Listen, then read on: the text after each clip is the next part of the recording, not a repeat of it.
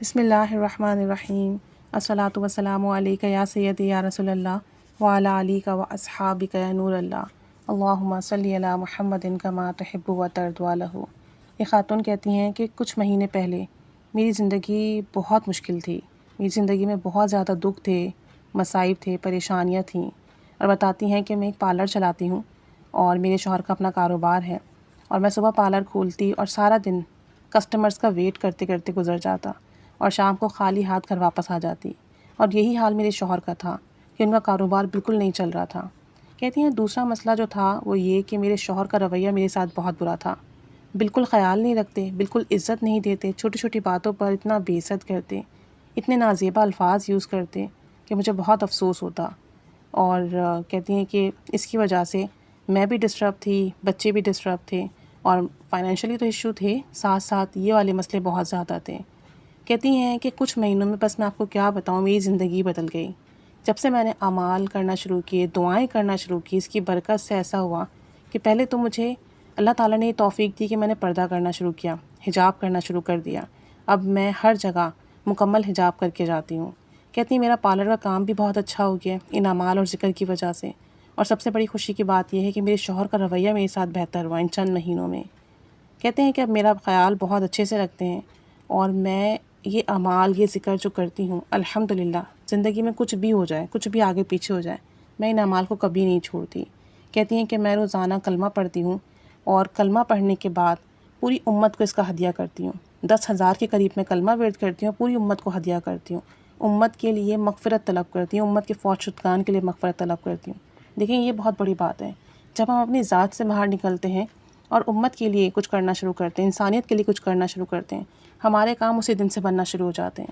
کیونکہ ایک عمل اگر ہم اپنی ذات کے لیے کرتے ہیں تو اس کا فیض، اس کا نفع بھی صرف ہمیں ملنا ہے، لیکن اللہ تعالیٰ بڑا غفور و رحیم ہے، اور وہ اس بات کو پسند کرتا ہے کہ آپ انسانیت کی خدمت کریں، مخلوق کی خدمت کریں، مخلوق کے کام آئیں، مخلوق کے لیے کچھ کریں۔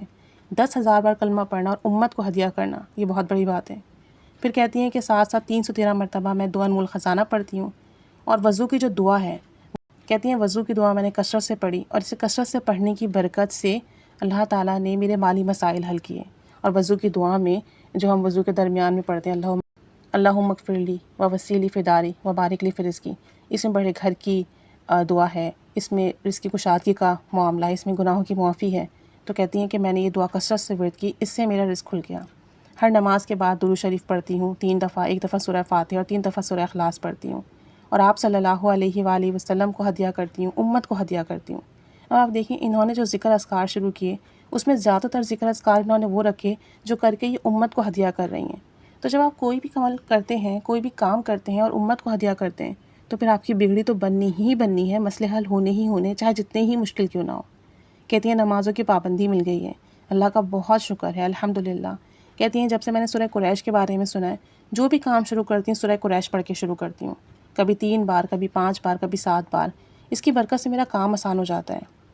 اور کہتی ہیں کہ میں اپنے پارلر میں بھی روحانی لیکچرز کبھی لگا لیتی ہوں، کبھی دینی باتیں لگاتی ہوں، جس کی برکت سے مجھے اپنے پارلر میں برکت محسوس ہوتی ہے، اور جو کسٹمرز آتے ہیں وہ بھی یہ باتیں سن رہے ہوتے ہیں تو وہ بھی اچھا فیل کرتے ہیں، ان کی نالج میں بھی اضافہ ہوتا ہے، اور انہیں بھی ذکر و اذکار اور اعمال بتاتی ہوں۔ کہتی ہیں کہ زندگی بہت آسان ہو گئی ہے، پہلے سے بہت خوش ہوں اور اللہ کا بہت شکر ادا کرتی ہوں۔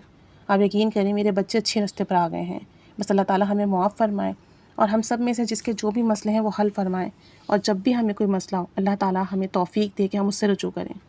میں بس یہی کہوں گی کہ یہ بہت بڑی بات ہے کہ آپ امت کے لیے ہدیہ کریں، امت کے لیے اعمال کریں، اور آپ جو ہے انسانیت کی خدمت کریں۔ جب آپ یہ کام کرنا شروع کر دیتے ہیں نا، تو آپ کی دعائیں قبول ہونا شروع ہوتی ہیں، گناہ مٹنا شروع ہوتے ہیں، اور رکاوٹیں دور ہوتی ہیں۔ ایک عمل آپ نے اپنے لیے کیا، اس کا فیض صرف آپ تک ہے۔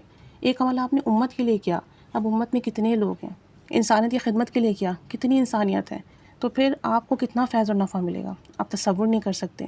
آپ استغفار کی تسبیح کریں، امت کو ہدیہ کریں، آپ نفل پڑھ کے امت کے لیے دعا کریں، آپ درود شریف پڑھ کے امت کو ہدیہ کریں، کلمہ پڑھ کے ہدیہ کریں، اور پھر دعا کریں، انسانیت کی خدمت کریں، مخلوق کی خدمت کریں، اور پھر دعا کریں۔ آپ دیکھیں آپ کے کام بنیں گے، مشکلات حل ہوں گی، اور آپ کی تمام مسائل جو ہیں وہ مسائل رہیں گے ہی نہیں۔